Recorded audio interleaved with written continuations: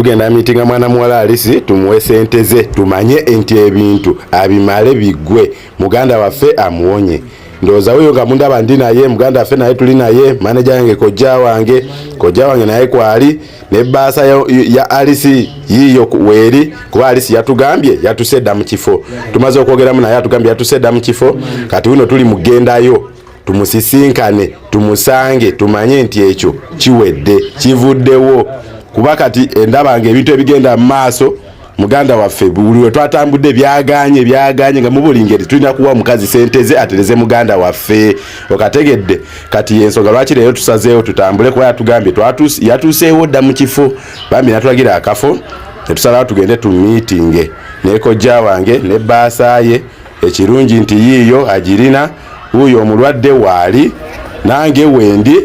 tutambudde kugenda sisinkana mwana muwala Alisi ekyomukisa omulungi bwe twazze twamusanzeewo bulungi nnyo ng'atudde nga waali nga yatulinze dda era ndowooza ndaba ne kojja wange nga mbawaawo mbategekerewo okutuula awo n'omulwadde wange naye mukwatako awo mpola mpola afune waatula nga mwana muwala Alisi ekirungi nga waali netugamba leero zino ensonga kazigwe ndowooza mukiraba ekigenda mu maaso ekitambula mwana muwala Alisi nga tumaze otutuuka kojja wange nga beeyisinganya ebigambo naye boogerezaganya kweye ensonga nga twagala ekole ki eveewo ndowooza munengera nga ndi eri ntudde wendi twagala ebintu bikole ki bigwe lumu kojja n'ayogera awo ne boogera nga balina okwogera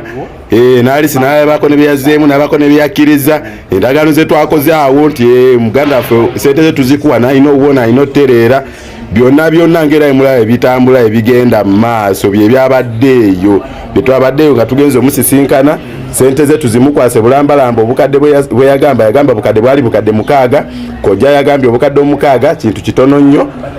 kisobola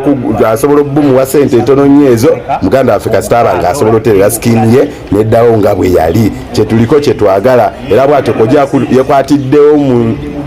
yakwatiddewo mu baasa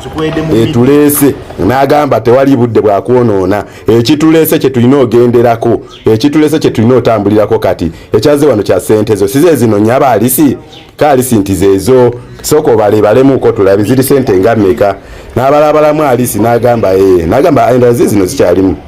watewagala bukadde 6 nti bukadde 6 si bwebwo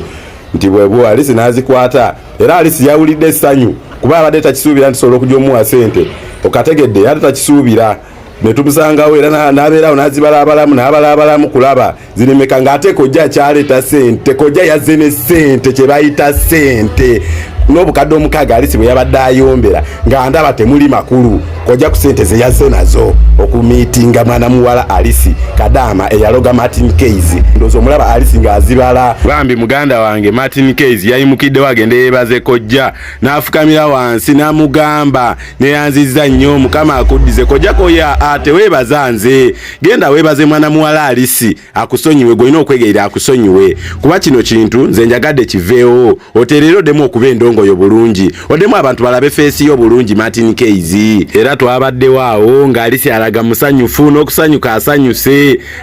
olw'okuba sente ze zimuddizibwa zirina kati naye naffe ne tumukuutira ne tumugamba nti wooviira wano genda owa musawo atereze Martin Keys